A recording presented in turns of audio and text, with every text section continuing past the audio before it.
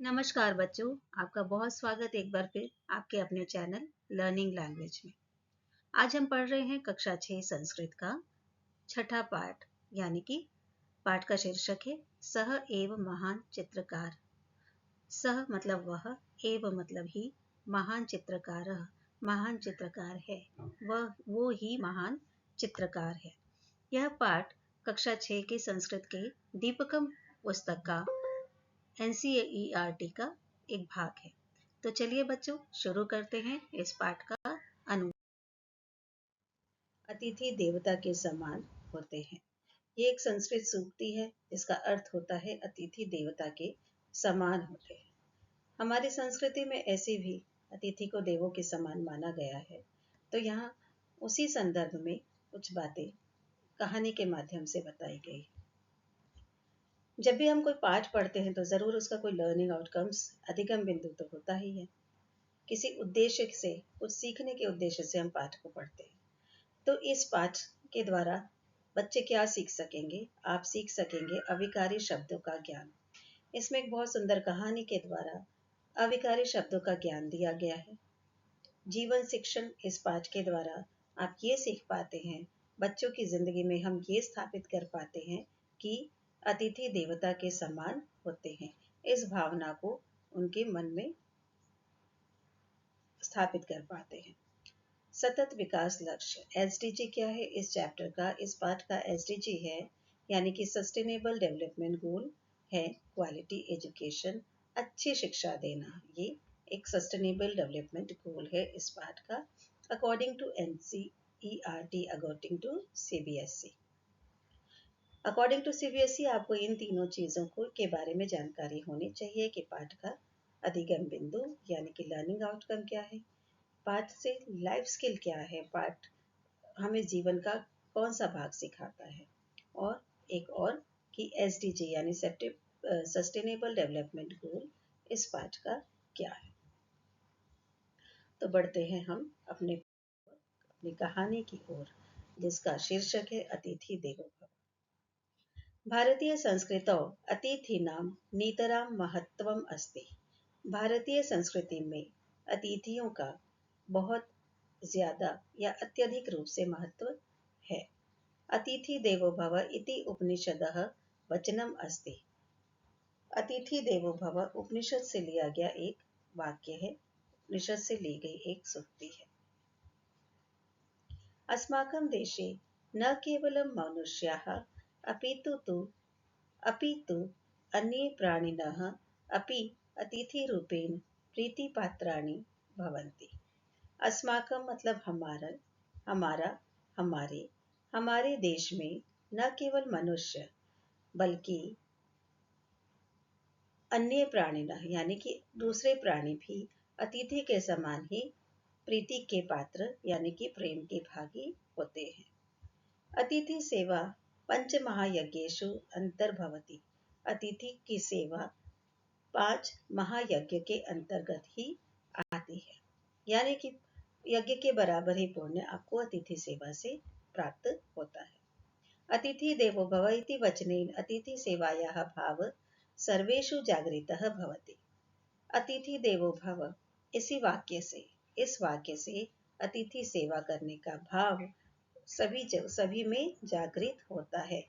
ये भावना हमारे अंदर आती है कि अतिथि देवता के समान होते हैं और हम अतिथि की सेवा को अग्रसर होते हैं। तादृशः कश्चन प्रसंगः अत्र पाठे दर्शितः। तादृशः यानी कि वैसा ही कोई प्रसंग इस पाठ में, यहाँ पाठ में दर्शाया गया है यानी कि दिखाया गया है। ये उस पाठ से यहाँ इस पैराग्राफ से संबंधित कठिन प्रश्न, इस पैराग्राफ से संबंधित कठिन शब्दों के अर्थ है। राधिका येषु दिनेषु कूर्दमाना एव चलति।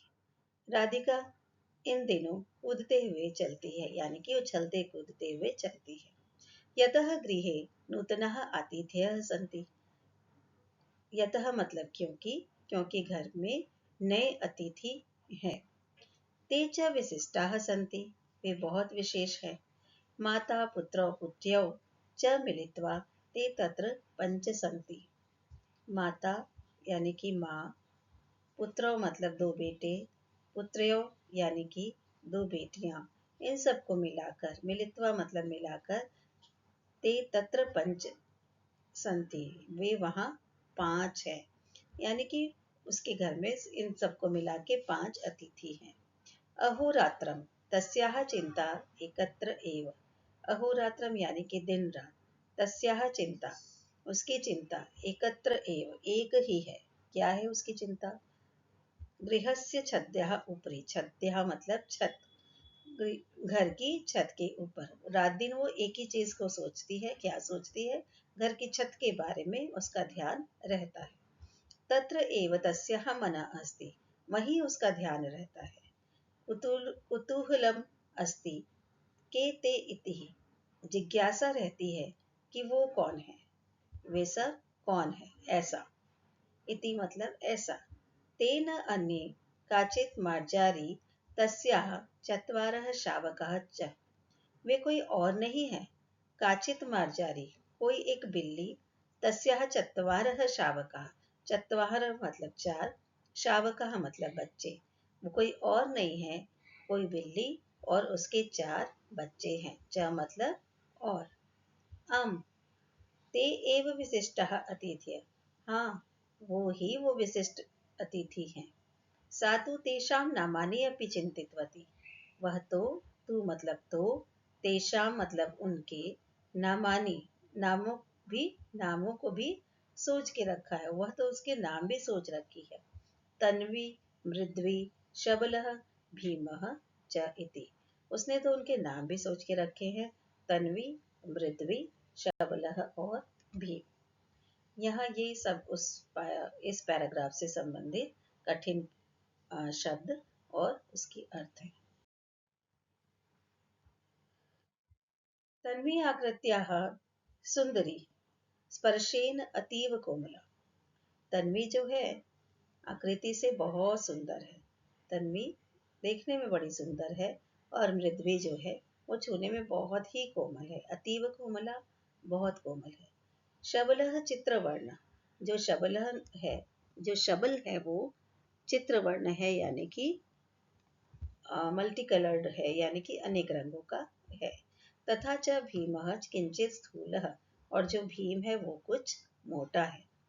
मार्जारी कदा गच्छति कदा गच्छति एतत् सर्वमपि राधिका जानाति।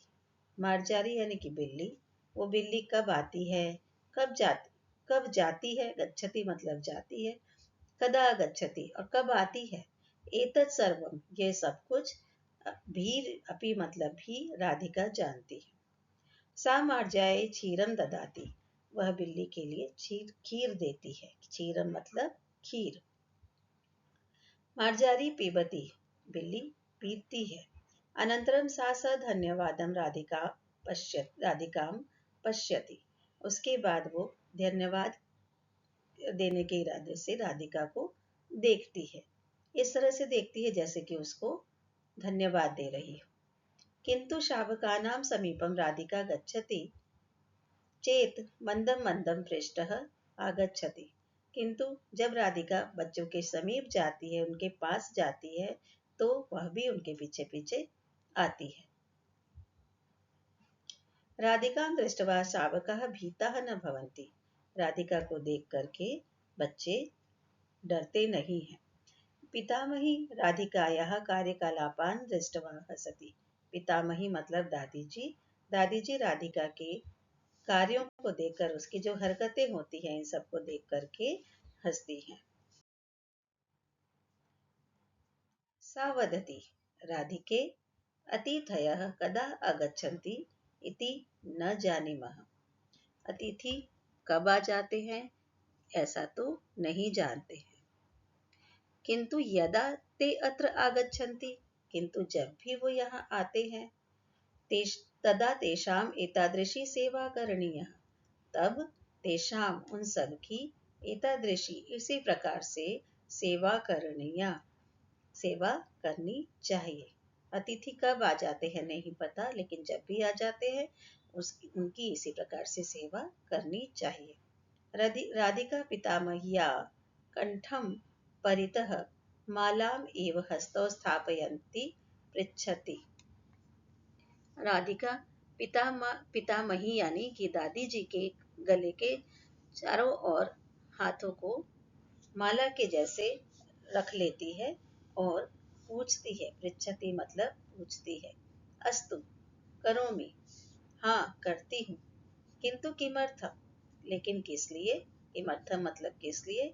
पितामही वदति, दादी जी कहती हैं, अतिथि देवो भव, क्योंकि अतिथि देवता के समान होता है। अर्थात अतिथि अस्माकं देवः अस्ति इति चिंतयतु। अर्थात अतिथि हमारे देव होते हैं, ऐसा माना जाता है। तस्य आदरणे सेवा। अब हम देखेंगे माइंड मैप, यानी कि तालिका। चैप्टर के हिसाब से, पाठ के हिसाब से आपको बच्चों एक तालिका यानी कि मानसिक मानचित्र, जिसको माइंड मैप बोलते हैं, वो बनाना होता है। तो वो हम कैसे बनाएंगे। सबसे पहले हम एक पाठ का नाम लिखेंगे। उसके बाद हम उसकी विधा लिखेंगे। क्योंकि ये पाठ पूरा कहानी के फॉर्म में है, इसलिए इस पाठ की विधा होगी गद्य। और अंत में हम पाठ के द्वारा हमने क्या सीखा या क्या मैसेज हमको मिला, हम वो लिखेंगे। तो इस पाठ के द्वारा हमने क्या सीखा। अभिकारी शब्दों का परिचय सीखा। प्रस्तुत पाठ में एक प्यारी सी कथा या कहानी के माध्यम से अभिकारी शब्दों का परिचय दिया गया है। और यह कथा हमको यह बताती है कि अतिथि देवता के स्वरूप होते हैं। आशा है बच्चों कि आप सबको ये पाठ बहुत अच्छे से समझ में आया होगा। इसी तरह से आप लर्निंग लैंग्वेज को अपना प्यार देते रहिए, अपना सहयोग देते रहिए। किसी भी क्वेरी के लिए आप कमेंट बॉक्स में प्रश्न पूछते रहिए। Thank you, keep watching and subscribe the channel please, learning language.